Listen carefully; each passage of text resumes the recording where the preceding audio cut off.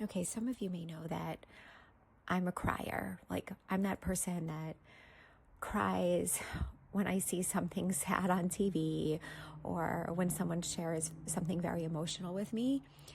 But I don't usually cry when I'm recording podcasts. I don't know, for some reason, I feel like I'm kind of like in this interview mode and I have to be more professional. But this episode made me cry. Shari and I met, you'll hear a little bit more about the story. Shari and I met at an event, and when she told me that her son had Tay-Sachs disease and that he died when he was 4, and that now she devotes her time and her work to doing advocacy for genetic testing, I just knew that I wanted to have her talk about her life and her son, Evan, because when she told me about him, she was crying. And Evan died 30 years ago, over 30 years ago. And the fact that when Shari still talks about her son, that she still cries, it just shows you the power of the love a mother has for her child and how grief really doesn't ever go away, even if you have more children afterwards. So, yes, this story is about genetic testing, the essence of all of it, because Shari would have never had her child if she had genetic testing done properly. And that's a slight spoiler alert, but you have to listen to the story.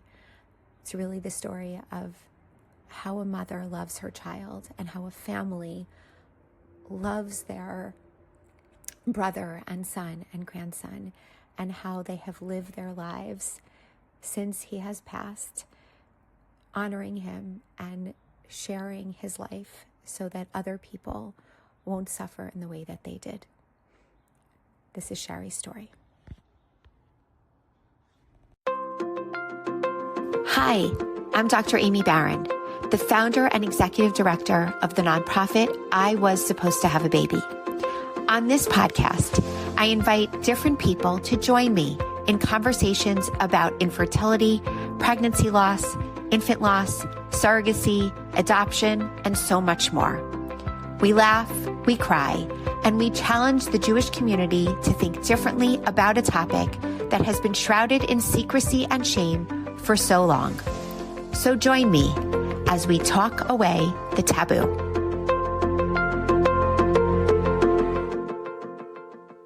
Hey, Shari, we're just going to jump right into this. You and I met when we were doing a program at Stern College as part of Yeshiva University.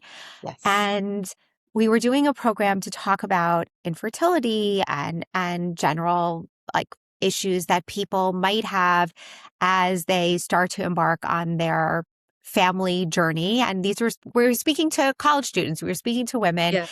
And, I was there, and then there was also a rabbi as part of the faculty to talk about the different intersection between Jewish law and some of these issues. And then you were there as part of jscreen. Yes. And I thought, this is another woman from jscreen who I haven't had a chance to meet before. And I know that all the people that I've met from jscreen, actually Esty Rose is one of our board members, and everyone is super passionate. But as you got up, you shared that you have a personal reason why you do this work as opposed to this just being your job. Yes. So immediately I said, oh my gosh, we have to talk about this. And I'll kind of give people, I'll do a little spoiler alert, and then we'll go back. The reason why I wanted Shari so much to come on our podcast was because Shari had a son who had Tay-Sachs, and all all of the things that we do as a community and jscreen, what jscreen does as an organization is we all try to prevent the heartache of people having children that have genetic disorders. Yeah. And Shari herself had a child. I think his name was Evan. Is that, did Yes, I? correct, Evan. Okay. So I want to talk about Evan, and I want to talk about your experience parenting him, and then obviously how you ended up in this work. So Mhm. first of all, thank you for being here and sharing all of that, and going back into the recesses of your life and your pain about Evan. Um, and I'd love for you if you can start like really from the beginning, like just give Sure. people who you are, like your backgrounds, where you grew up, when you met your husband, thinking about Yeah, family, like just give people a little bit of a window into who you were before you were Evan's mom. sure. Okay, thank you. Well, first of all, thank you so much for having me. Um, so I grew up in Rockland County. I have one sister. I had two incredible parents who both passed very early, young, as a matter of fact. Well, I'll get back into this after, but grew up in Rockland County, um, went off to college, met a group of incredible women, and through one of my closest friends from college, who grew up in Wayne, New Jersey, and had been dating her husband since they were 16 when they did their trip to Israel together. Wow. Um, she introduced me to her then boyfriend's brother, who is now my husband. And I thought, wow, how incredible will it be if, Jeff and I actually get married and then Barry becomes my sister in law and my best friend. Oh my And it goodness. happened. So Wow. Barry introduced me to Jeff in November. By that April, we were engaged. And then Wow. married was supposed to get married the following October, but, wound up pushing our wedding up a little bit because my mother was diagnosed with pancreatic cancer. Ay, So throughout our whole dating, which wasn't very long, she was undergoing chemotherapy and treatments and doing well, and then took a turn.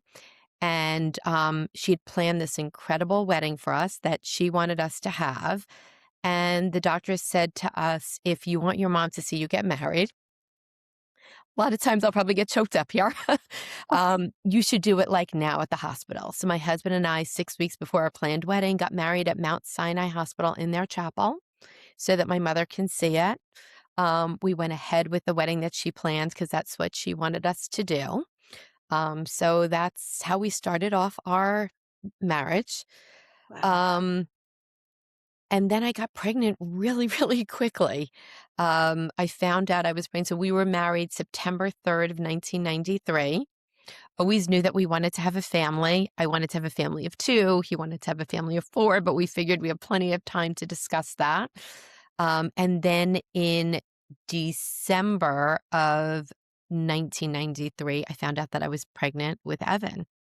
I thought that I was going to have trouble getting pregnant. I had been diagnosed with endometriosis. So my doctor told me that it might take a while. So I might want to, you know, think about that. And we were just so excited and so surprised that we were pregnant. Um, Evan was born in August of 1994. I had a normal pregnancy, went for all of the prenatal testing, everything that I was told to do, we did. I was the first of many of our siblings to have children. I was the first of all of my friends to have children. So it was really a new experience. I had just lost my mom, but I had my father. Jeff had his parents. We had our siblings. So it was a really an emotional time. But, on August 24th, 1994, I went into labor and we were blessed with this beautiful miracle of a child. It Um, must have been just to hear about all of the sadness, and like I mean, people talk about like, holding grief and joy at the same Yeah. time. Like it must have been just like so overwhelmingly emotional just to have him. It filled with so many emotions. I mean, what does a girl want? A girl wants her mom there. But I was blessed with this incredible father who, as soon as my mother died, took on role of mother and father. So, a little bit different, but it was incredible. And Jeff and I were just so excited. Here we were starting our new life. We had just moved into a new townhouse. We brought Evan home, and really we had the joys of watching Evan develop normally for the first 6 months of his life. You know, being the first of my friends to have children, I started to join different kind of groups so I could meet other moms with young children.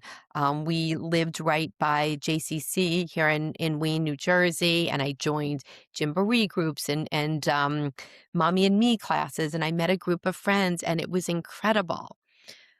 But what happened then was, all of these young children started to reach milestones that Evan wasn't reaching. And although I was aware of it, I wasn't paying as much attention because, again, he was my first child. So I wasn't really aware of, what was, right in terms of reaching milestones. But I would see like all of my friends at the music class, they would have their children and they'd be able to sit up and they were laughing and they were starting to stand up and walk. And Evan also had this extreme, startle reflex.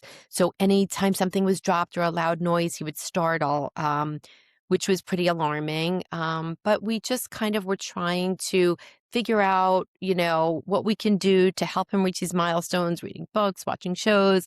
This was kind of before Google was, came about. Yeah. And then at 10 months, we took Evan to his pediatrician for really what we thought was a well visit where we'd address some issues. But before we got to that, our pediatrician said that she was really concerned with the lack of Evan's development, really in almost all areas. And she recommended that we see a pediatric neurologist. I mean, we did so immediately. The next day, we saw a neurologist who agreed that Evan wasn't at the developmental stage of a 10-month-old. And she suggested that we start doing some testing. And the first one was an MRI and an EEG and some blood work. And I remember the night before we did this MRI, excuse me, I said to my husband, "Oh my God, this is so scary. Like, what if he has a brain tumor? As long as he doesn't have a brain tumor, it's fine. We can like deal with anything else, you know?" Took him for Of the course. MRI. Like that. I was gonna say, like, I'm just thinking about this as like as a parent myself, and like that's the worst place. Like cancer is always the place where people go. Yes. Like that's like the worst possible. It's almost like it's we know people who have cancer My mother just passed because it's away from cancer. Right. right. Like so, cancer is the big evil thing, but like we all know about it. So that's Mhm. where our place, our head goes to. So Yes. of It course. was it was so scary. So it was right before I remember like July 4th week or one of the holiday weekends, maybe it was Memorial Day. I can't remember exactly, but she called back with the results and she said the MRI is normal, the EEG is normal. There's nothing really in the blood that's indicating anything. Why don't you like wait a couple months and see what happens and come back and see me? And we weren't comfortable with that. I mean, we were happy that everything was negative, but we weren't really comfortable with the answer. Let's wait and see. Because not only was he not reaching milestones, but he was also starting to regress. So we sought out other doctors. We found this incredible pediatric neurologist out of Columbia who, said there's something going on here. I don't know what it is. The first question everyone asks was, were you tested for Tay-Sachs? And that was eliminated because I was tested. I was told I wasn't a carrier, so there was no need for my husband to be tested. When So hold on, when were you tested? Oh, I'm When? sorry. I missed that. So I was tested at my first prenatal visit when I found out I was pregnant. My Okay. doctor said to me, "Were you ever tested for Tay-Sachs?" I said, "No." He said, "Great, we'll test you. If you're not a carrier, we don't need to worry about it." And at the next visit, he told me my test results were fine, normal. Yep. Yep. So really, we spent the next 3 months on this diagnostic odyssey led by Evan's neurologist and his pediatrician. They kind of worked in tandem. And Evan was undergoing muscle biopsies, skin biopsies, 24-hour video EEGs. And we were just, more blood work. We had an appointment to see a neurogeneticist. Like, it was just like all of these things going on at the same time. And every day, Evan was really regressing. Um, so my sister-in-law, who's actually was a pediatrician also, said, you should take him to go see an ophthalmologist. A lot of times there are, things going on with the eyes that an ophthalmologist can diagnose. And, it's definitely worth a visit. And to take a step back, my husband and my father were at every single doctor's appointment with Evan and myself. Like, we never went anywhere alone. And I said to them, you guys have jobs. Like, go to work. I can go to an ophthalmologist by myself. What's going to happen? I'll fill you in. Sitting in the ophthalmologist chair, Evan on my lap, and the doctor kind of mutters under his breath, cherry red spot. Oh, gosh. And I knew what that meant because my husband and I had been researching this all along, and we had dismissed it because we knew I was tested for Tay-Sachs. And I said to him, I know what that means. I need to call his neurologist right now. So we called Evan's neurologist. Well, Evan and I were still in the chair, and he said, I think we just found the missing piece to the puzzle we've been looking for. We immediately went to Rutgers to see a neurogeneticist to have, more blood work done. And then a few days later, it was confirmed that Evan had Tay-Sachs disease. But in the I mean, meantime, I was, can I, if it's okay, can I yeah, stop you for a second? of I course. mean, I'm just curious about like the two of you and obviously your family and your friends, like Hmm. everybody was like concerned for Evan and concerned for Yeah. you and trying to figure this out and trying to be helpful. Like what how were your emotions during all of this? And then like in the unknown, in the waiting and like constantly chasing after the one thing and then the next thing and the next thing, like how did you guys cope? I think shock set in, and we all, like, as I left the neurologist's office, we all agreed that we were gonna, like, meet back at our home so we could, like, just take this in and understand what it meant. And, our minds immediately were, okay, it's Tay-Sachs disease. We're gonna research and see if there are any, cures or treatments going on. But in the meantime, what I did was I called my OBGYN, Of who course. I was, had this incredible relationship with. And I said to him, Evan was just diagnosed with Tay-Sachs. How is that? Like, you tested me. And he said, let me go back and let me look and I'll call you back. And the call back, it is so clear in my mind. The call back was, I misread your test. Oh my God, you are a Tay-Sachs carrier. And this was even before we got the confirmatory test back, but we knew at that moment, we knew that it was Tay-Sachs. How could it be anything else? I was a carrier. Jeff wasn't tested, but we knew at that moment that he was a carrier too. So we just I mean, were, can I? I'm going to pause you for a second, yeah. and just for the people who don't know about that piece of it, that Mhm. know that this is autosomal recessive, Yes. can you explain how you immediately knew without knowing that, Yes. without getting tested, that Jeff was a carrier too? Yeah. So Tay-Sachs is what we call an autosomal recessive disease, which means that both parents need to carry that mutation, that gene, in order for the child to be affected. With both parents a carrier, there's a 1 in 4 chance with each pregnancy that the child will be affected. That same percentage that the child will not be affected and be free of carrier status, and a 50% chance that the child will be a carrier like the parents. So, with all of these symptoms and signs that were showing in Evan, the not reaching milestones, the regression, exaggerated startle reflex, a cherry red spot, the, misreading of the test, we just knew in our hearts at this point that it was the one thing we thought it couldn't be. We thought that I thought that I was being responsible. Went to my doctor. I relied on him to tell me what I should do and to order and interpret the test the right way. So I was shocked. We were devastated. I felt cheated. I mean, there were so many emotions that ran through our mind. But what was the most important to us that time was just see what can we do. We knew that, again, from research that we had done, we knew before meeting with the doctor that, children with Tay-Sachs don't live beyond the age of 5. So we went into panic mode and said, we're going to find something. There has to be some kind of experimental treatment or something going on that can help Evan. And was there? No. What we quickly learned, we reached out to National Tay-Sachs and Allied Diseases Association, and we were connected with incredible families. We were also connected with a doctor. His name is Michael Kabak, and he is the doctor that actually discovered the enzyme that's what started Tay-Sachs testing, this community-based testing. And somehow we were put in touch with him. And we were on the phone with him for hours. But one piece of advice that he gave us that really shaped the remaining years we had with Evan was he said to us, there is no treatment or cure for Evan. None of these experiments are going to help him.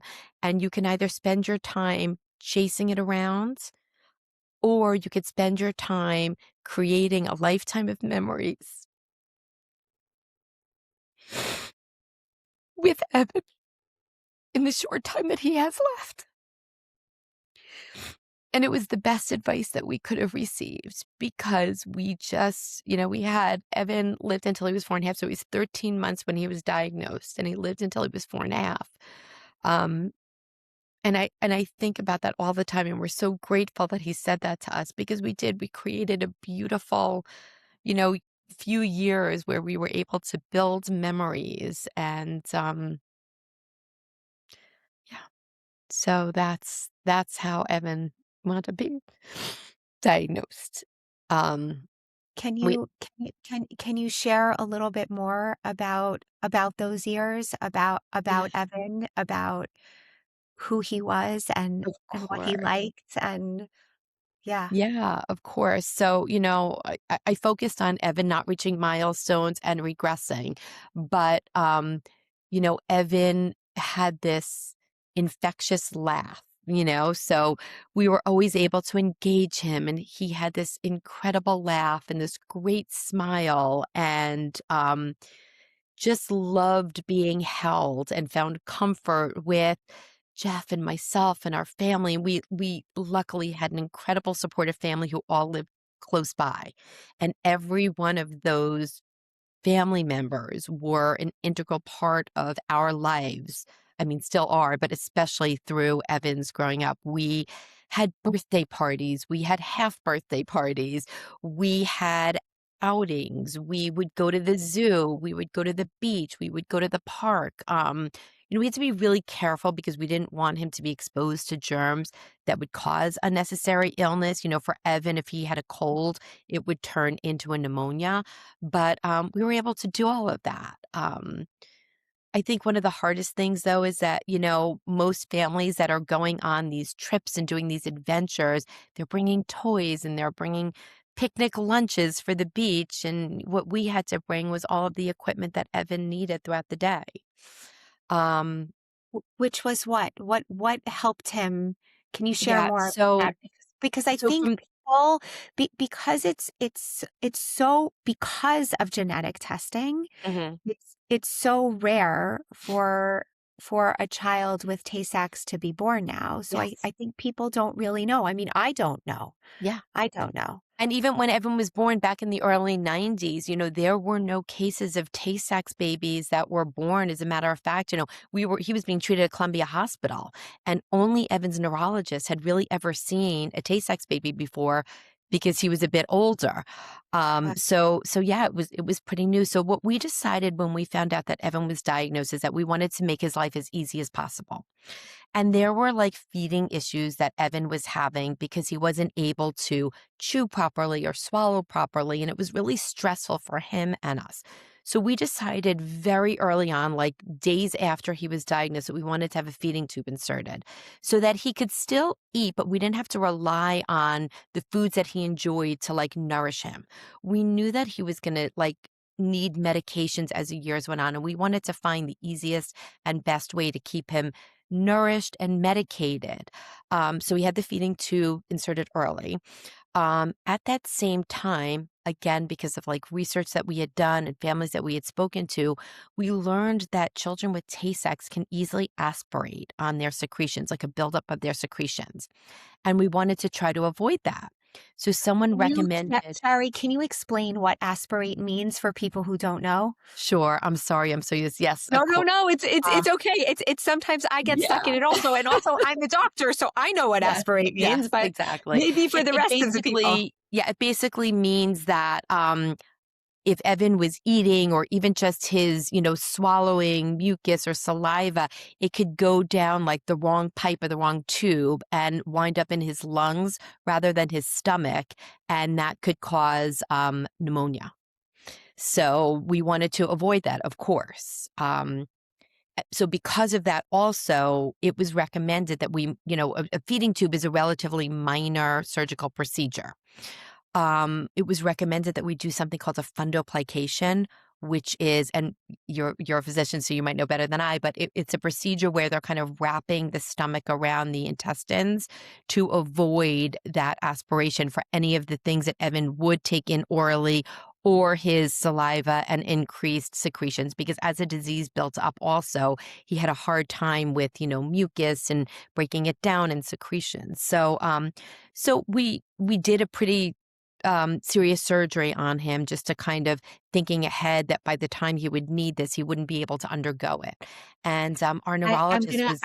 Sorry, I'm gonna stop you for a second and Yeah. just explain just because I'm thinking anatomically so people Yes. understand the when someone aspirates, like it's exactly as Shari said, and that it goes down the wrong tube. Instead of like food or any kind of secretions, instead of going down into your esophagus and then dumping into your stomach, so you just kind of swallow it and you move on, if it goes instead into the other tube, so into your trachea, and which heads into your lungs, then as Shari said, you could get pneumonia.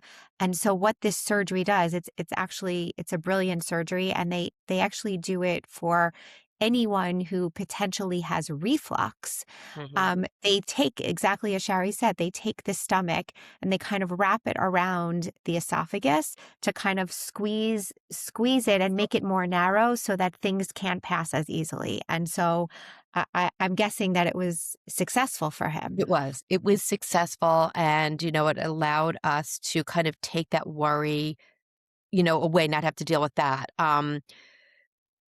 But, what we did was we wanted Evan to still be able to enjoy the foods or the drinks or things that he wanted. So we started with a lot of different types of therapies at that point. We brought in a speech therapist, not for speech, but more for feeding, like a speech therapist who specialized in feeding. So they were able to help us, introduce things that could kind of like wet his palate, but that he wouldn't really have to swallow. We had occupational therapists come in so that they can help manage the decline in his quality of life. So Evan eventually became blind and deaf, though those occupational therapists helped to heighten his sense of feeling and smelling. So they actually recommended that everybody who was instrumental in Evan's life always wear the same scent so that Evan can recognize us as he was losing his sight and his hearing by our smell. And again, like it was brilliant, and I wear that same scent today. Um, Yes. so, Wow. physical therapy so that his muscles wouldn't atrophy, meaning that they wouldn't tighten up because he wasn't able to get up and move on his own. We had massage therapists come in so they can teach us, how to help Evan relax and, get through seizures. I mean, Evan would have dozens of seizures a day. I mean, on a good day, 2 dozen, no matter what medication he went on. Our neurologist used to say it's like a colony of ants. You step on one and, 10 more come. So, they really helped us to manage the decline in his quality of life. And we were able to, like we said, keep him properly nourished and medicated through a feeding tube. So, he would eat throughout the night on a slow drip. We had some nurses that would come in and help us. We had incredible family support, people who would, come in and help us take care of Evan.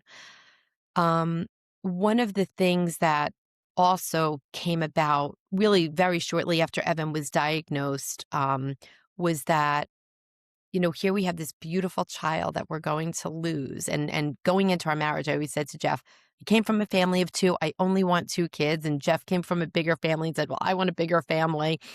I said to Jeff, I don't know why I ever said I only want 2 kids, because we have so much love to give. Like, we should just have children until we decide we don't want children anymore. But that wasn't so easy. We now realize that, we were both Tay-Sachs carriers. And in order to build a healthy family, a lot of, decisions had to go into that. We had to decide how we were going to grow our family. At that time in the 90s, this IVF PGT was very, very new, and it just wasn't something that was interesting to either of us. Explain. Tell So people what that is. what that is. So IVF with PGT means that they are actually fertilizing an embryo outside of the body. They're taking the egg and the sperm and fertilizing that outside of the woman's body. And when it gets to a certain stage, they're able to test the embryos to see which embryos are affected, which are carriers, and which are, don't have the disease or carrier status. And they're able to implant only those that are unaffected or not carriers, or whatever the couple chooses. But it was really new technology, and, we were able to get pregnant, on our own. So we chose to get pregnant naturally and to have the fetus tested at an early stage, 11 weeks, through something called chorionic villus sampling, or CVS. As opposed to amniocentesis, which happens a little bit later at like 16 weeks. So with chorionic villus sampling, they're testing the villi, right? Is that the correct? Yep. Yeah. Yep. And with amnio, they detect the amniotic fluid. So at 11 weeks, you would go in. So we decided that we wanted to grow a family. So shortly after Evan was diagnosed, we got pregnant. At 11 weeks, I went in. I had a CVS test. And we learned that our next child was not affected with Tay-Sachs, but a carrier. And we were just so happy. So it was our son, Justin, was born in November of 1996. Evan was just about 2 years old then, little over 2. So, Justin quickly became part of Evan's daily life. He would snuggle with him in his bed. And as he grew, he would, with our guidance, he would become part of Evan's care, and he would help us attach the feeding tube. He would help us bathe Evan. We had to do something called chest physical therapy, where we would, beat on Evan's chest to help move the secretions. And he would do that. So it was a beautiful relationship that, grew for 2 years. I then went on to get pregnant again. And after the CVS, we learned that that pregnancy was affected with Tay-Sachs disease, which was so devastating and so heartbreaking. It was like hearing Evan's diagnosis all over again. And we chose to end that pregnancy because I would never want to bring another child in who was living through this torture and torment that Evan was. Evan was bringing us joy every day, but Evan wasn't experiencing the same thing every day. So we made the decision to terminate.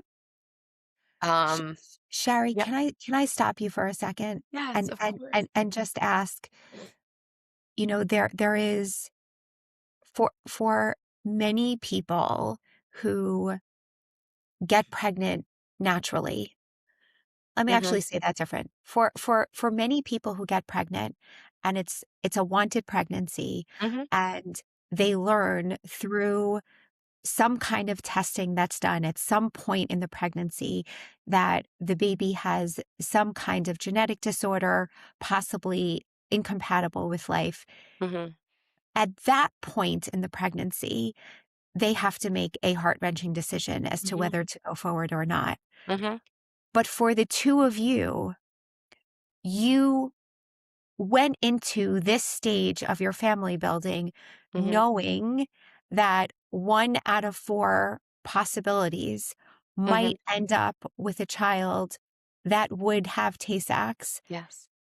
Did you talk about this with Jeff beforehand? Like, how did you process it? How did you, like, I think for a lot of people, I mean, the genetic testing in today's day and age and the IVF Mm-hmm. with PGT, as you were talking about, exists so that people Yeah.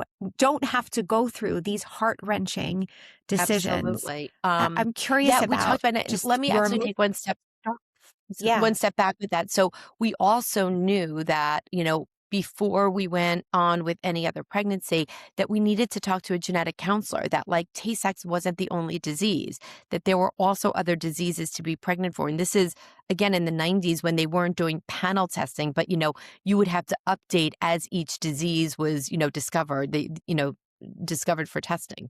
So we had an incredible genetic counselor at Mount Sinai that we were working with who, explained now going forward as we build our family that we should always make sure that our testing panels are up to date and that, going into pregnancy or family planning, like here are our choices. Here's what you can do. You can get pregnant naturally. You could do PGT. You could do egg or sperm donation from a non-carrier donor. Like, these are choices. We're not going to tell you what to do. You have to feel comfortable with whatever decision is made. And, honestly, how could you be comfortable with any of these decisions at that point? Because, we knew. But again, we chose to take the natural route and get pregnant. And they were the hardest 11 or 12 weeks of my life at each moment because, I knew I was pregnant. I felt pregnant. I couldn't share that with anyone because I didn't know what was going to happen. Um, so it was, tortured weeks leading up to these CVSs, and waiting on the results. I don't think Jeff and I could have gotten through any of that without the support of our genetic counselor. I mean, I can't emphasize how important, an impact the role of a genetic counselor plays in a carrier couple's life.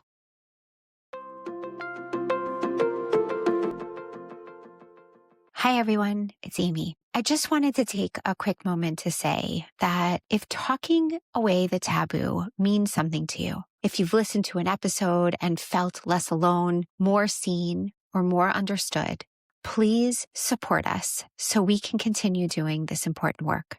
Everything we offer, this podcast, our support groups, our resources, all of them are completely free. And that's intentional, actually, because we never want someone to have to choose between getting help and affording it. But truthfully, we can't do this without your help.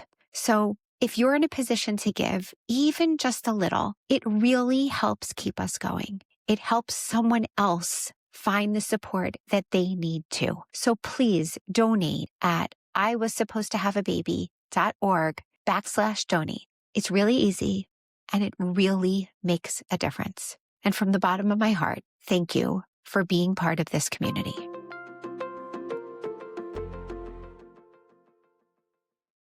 Yeah, because their job, I mean, you sit in this space right now, right? Your job is to tell people what the truth is and what the options are, and then Yeah. to hold them in whatever decision they make. Yeah. And I myself never went on to become a genetic counselor, probably one of my bigger regrets, but I help, I educate, I share my story, I talk about the importance of genetic testing the right way, and that's with genetic counseling. And I think that genetic counselors who are trained, obviously, in the science of genetics, but also in the role of counseling people,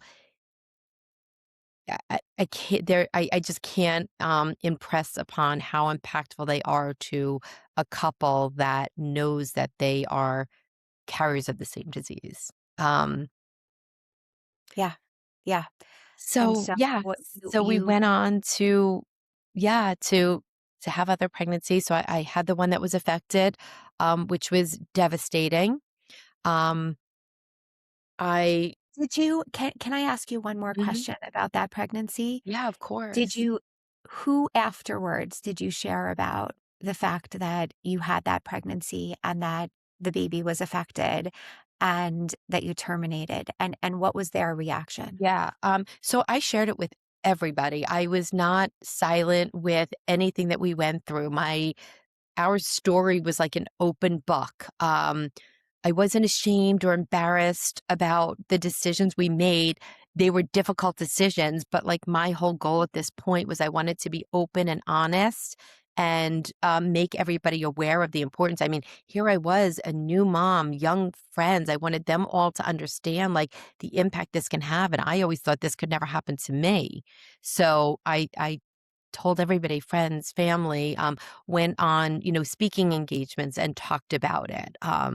So I was really open about what we were living through with Evan, the decisions we made, and how important genetic testing is. Was there ever any pushback? I'm guessing no, but was there ever any pushback in terms of, there are people that feel that, you know, well, you were given this child, Mhm. you are a carrier, your husband Mhm. is a carrier, like how could you do this to your child? Like how could you terminate No. a pregnancy? Thankfully, we never received that. We received nothing but like love and support. Amazing. Um, shortly after that pregnancy that we terminated, we lost Evan.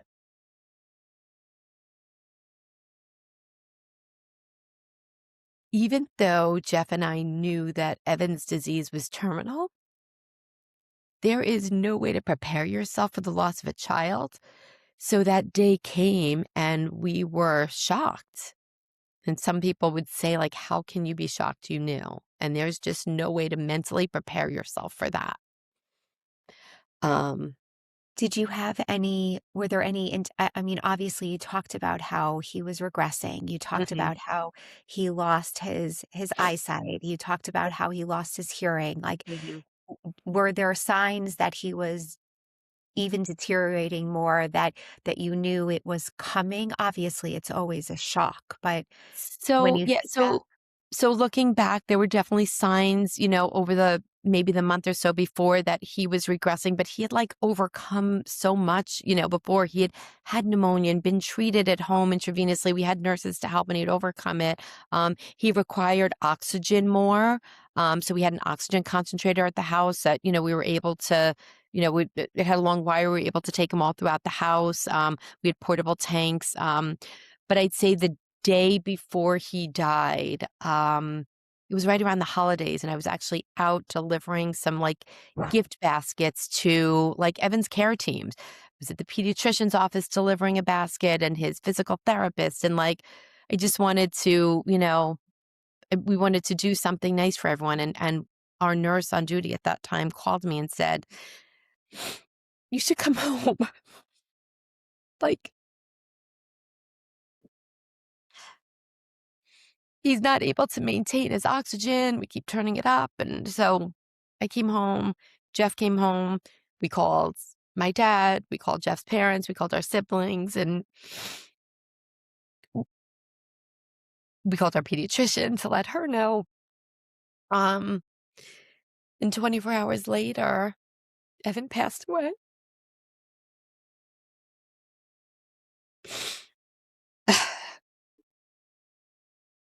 With everyone around him. I was there the day that he was born.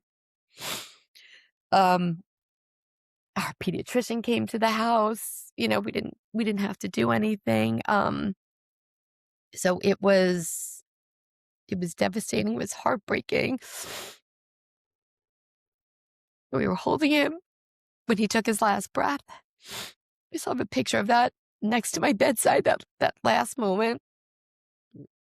Um,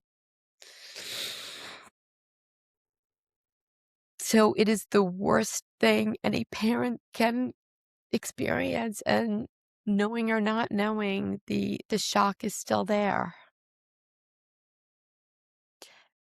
Tell me what you mean by that.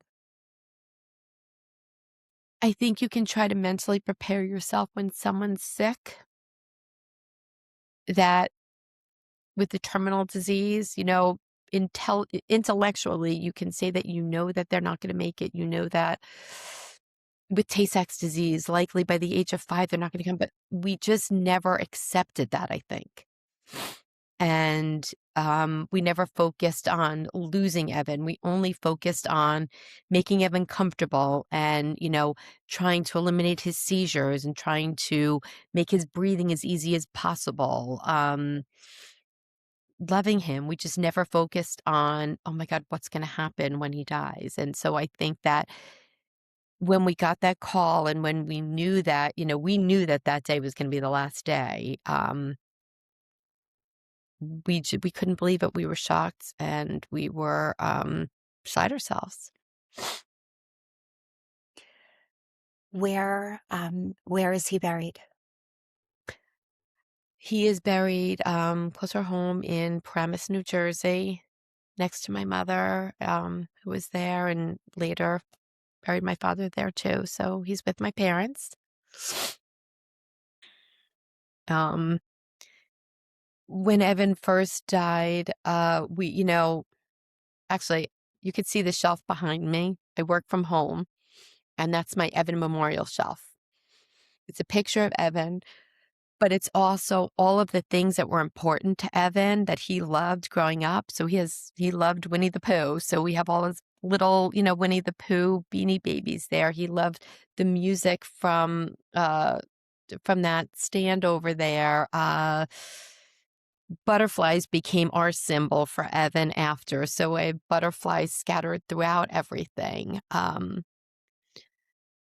But after Evan died, it was just, how do you go on? How do you celebrate birthdays? How do you acknowledge, the day that he died? And so for quite a few years on Evan's birthday, because the day that they're born is very different than the day that they die. It's a sad day. It's bittersweet because they're not there to celebrate, but it was the day that he was brought into our lives. So we had to celebrate that fact. So we would do parties for children who are at Columbia Hospital, which is where he was treated. We would go in and we would bring a magician, and for all of the children who were ambulatory, they would come down and they would watch this show, and they would live stream it for the kids who couldn't get out of bed. And then we would go out and buy presents, and we would bring it to like a floor and give it out to the patients that were on the floor. And we did that for a lot of years to honor Evan's birthday. The day that he died, just there's no beauty in that. What It's just day the was day it? that we get through. So Evan died on December 23rd, and we had his funeral, and he was buried on December 24th, which for so many people is like a happy time of year. And it's just sad for us. Yeah. Yeah. I mean, you talk about, the picture that you have by your bedside, and you talk, Mhm, and this incredible, beautiful shelf. What you also spoke about Justin, your mhm. son, who is 2 years older than Evan. 2 And years I know younger than Evan. younger, Yeah. sorry, two No, years that's younger okay. than Evan. And I know that you also have other children as well. Yeah. And I want to hear about their stories. But what's coming up for me now is, how do sometimes people say this like kind of throwaway line where they're like, oh, that happened in the past and you have other children now who are living and like stop like thinking about that and like that was over and it was a terrible time and like just focus on what you have now. And I wonder what you think about that. Yeah, I have a hard time with that. I have a hard time with, like, with a couple of things that people say. Sometimes people say everything happens for a reason, and, like, I can't wrap my head around that. I mean, yes, have I done good from what happened to Evan? Of course. Do I do I wish I didn't have to? Yes.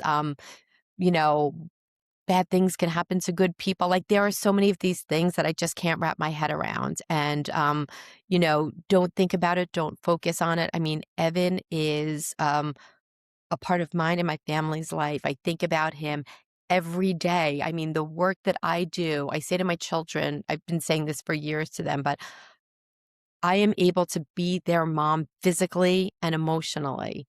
And for Evan, the way that I could be his mom is through the work that I do. Okay, now you're making me cry.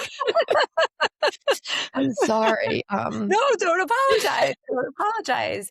No, So I'm yeah. Evan's mom every day in the work that I do. Yeah. Look, there is, it's for all of you who are listening to this. We are recording this about a week and a half before Mother's Day, and I think a lot about the different kinds of mothers that are out there and the different kinds of relationships and the way people think about their mothers Yep. and the way you just shared that is just so powerful. Yeah. I mean, listen, life is bittersweet. It will never be just sweet. It will always be bittersweet. Not to say that I don't really cherish those sweet moments, but, you know, I always think about when I see, well, now adults who would be Evan's age or, as, you know, the kids were younger, each milestone that children reach, what would have been like if Evan graduated nursery school or went off to college or, what kind of job would he be in? So, that's always in the back of my mind. But I also want to say how Evan impacted not only my life, but our entire immediate family's life and beyond. We started a foundation for Evan where we raised money to help, with education and to support screenings. Um, I have been working since really almost the day that Evan was diagnosed in this area of teaching people about the importance of genetic testing, as I said, done the right way with genetic counseling. I work for this incredible organization, jscreen, that allows me to share my personal experience to empower other people to learn from my mistakes. Um, my children all went on to honor Evan in their own ways. So my son, who was alive when Evan, before Evan passed, Justin, he's in his second year of residency right now. He went to Wow. medical school. He spent his gap year working for a researcher who was doing clinical trials for Tay-Sachs gene therapy. Wow. My daughter Lee, who is named after Evan, his name is Evan Lee, and her name is Lee Emma. Um, she is an occupational therapist, and my youngest daughter Sydney is just about to graduate with her master's in occupational therapy. So although they didn't know Evan, they did know Evan from all of the stories we told and for how he has been a part of our family all along. And what touched, I think, my girls was the therapy aspect of it and how our therapists really were not there just for Evan, but for us as a family and helped us to manage Evan's decline in quality of life and all the things that we could do for them. So Evan touched all of us. My father started a grandparent support group for National Tay-Sachs and Allied Diseases Association. My father started an organization called Jewish Genetic Disease Consortium, who I used to work for before jscreen came around, that was based on education. So, like, Evan has impacted all of us. I mean, and so profoundly and has impacted so many I don't think it's probably, I mean, I would say probably hundreds of thousands of people at this point, maybe even more than that, Hmm. because of the work that all of you are doing and Yeah. how all of you just, I mean, one, it speaks to the power of one, right? Like people always Right. say, one person can change the world. Yeah. One person, one Yeah. person. I mean, one of the things that gives me the, greatest joy now in my work is going out and doing screening events where I'm actually, helping make an impact in people's lives at that moment, giving them, the test kit. I love being around that type of positivity. I wonder, I mean, was there ever a part of you, I back then, maybe even like, I'm not going to even say now, but maybe back then, Mhm. was ever a part of you that was like furious with your doctor of like, Ugh. you caused me to have this child who you loved and adored and Mhm. like, and you went through so much angst and like, and here you are, we're talking about 30 some odd years later, and Mhm. your whole life has been shaped by this. Mhm. I wonder about like the conflicting emotions that you have towards him. Oh my God, I have hatred towards him. I don't understand how he could have offered a test to me that he didn't know how to interpret.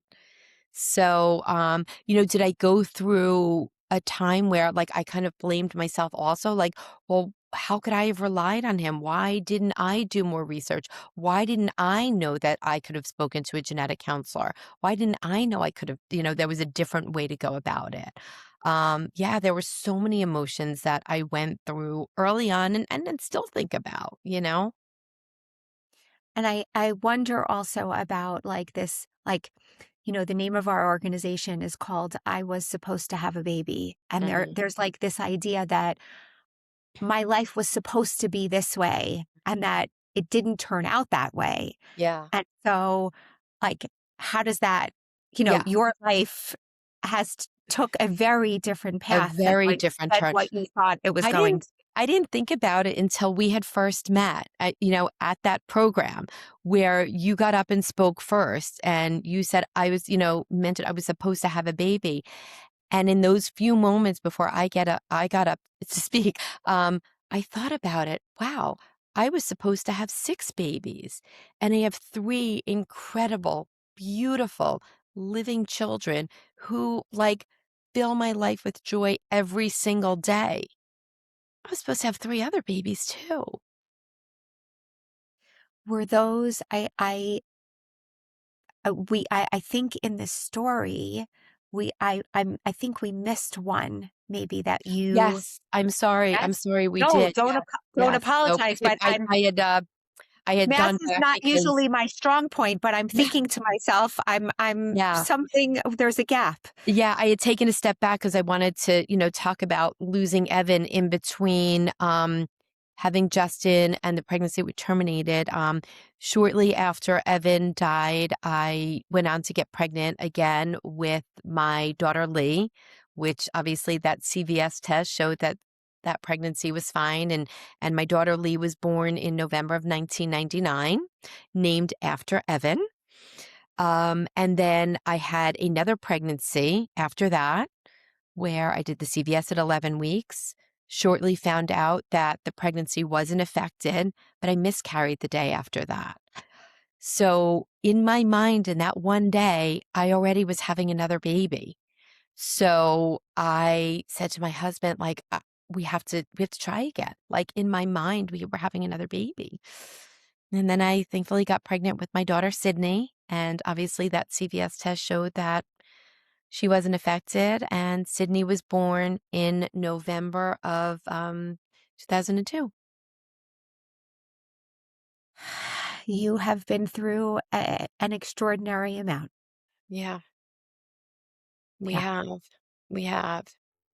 Um, Yeah, I wish we didn't have to go through it. What I decided to do very early on was turn our tragedy into something positive, to hopefully help other families and to spare other families from experiencing the devastation that we did and the suffering that Evan went through. I hope in my work I've done that. I mean, you clearly have. You clearly have. And I mean, you clearly have. There's no, I don't think there is anyone who is walking away from listening to this and thinking that you haven't. I I just wonder, you know, as we're kind of wrapping up here, you must come across so many people who are, at not even thinking about a family yet, right? Right. But with your story, in such a powerful way, you share the importance and people immediately get it, and that must be Hmm. so gratifying. But Yeah. I'm guessing that there are also a subset of people who come to you or you hear about who have been given a devastating Yeah. diagnosis. And as someone who has been able to parent, had the fortune to parent a child like Evan, Hmm. what do you say to them? What do you say to them on how they're going to get through knowing that the years are going to be difficult and that it may end up that their child may die early? I try to take the incredible advice that we received from Dr. Kabak all those years ago and let other families know that the focus obviously should always be on the health and well-being of their child and their family, but to spend the time creating memories that they may not be able to do later on. Um, there's a time for grief after, but if they can, focus on creating memories that can stay with them forever, that's the best advice I think I can give them. I interviewed a woman maybe about a year or two ago. Her name is Devora Schendler, and Mhm. she wrote a book, and the name of the book is going to escape me right now, but I'll put it in the show notes. But she got a devastating diagnosis towards the end of her pregnancy, and it wasn't. People suggested termination at the time, Mhm. but they decided not to. And she gave birth to this baby. I don't remember what disease he Mhm. had, but this baby who ended up living not such a long time, but just in the same way that you just described this this idea of living and creating memories and keeping him as not the other that, like, he has this and we have our lives, but including him and making him part of your family and with those memories Mhm. together. She did exactly the same. And Mhm.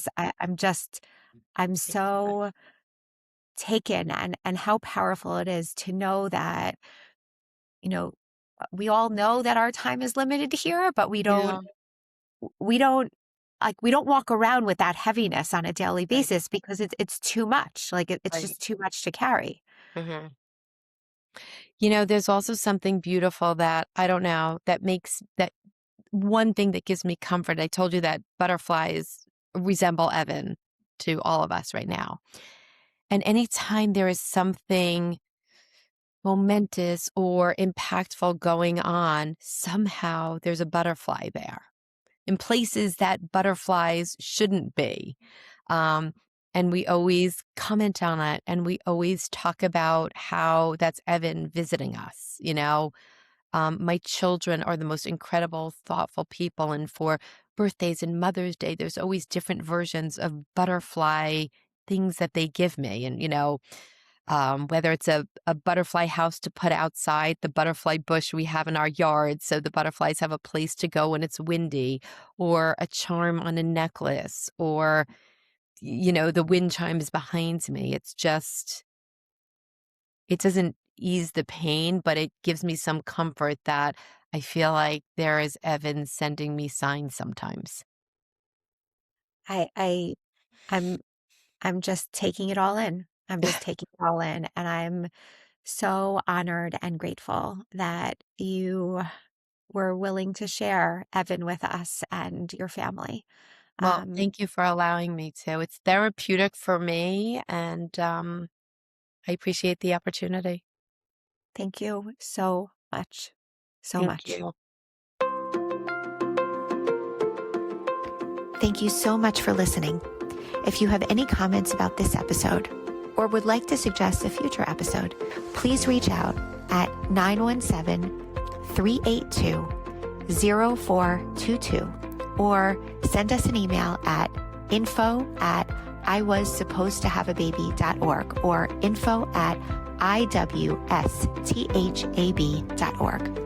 And please don't forget to like, rate, and review so we can continue spreading the support to the wider Jewish community.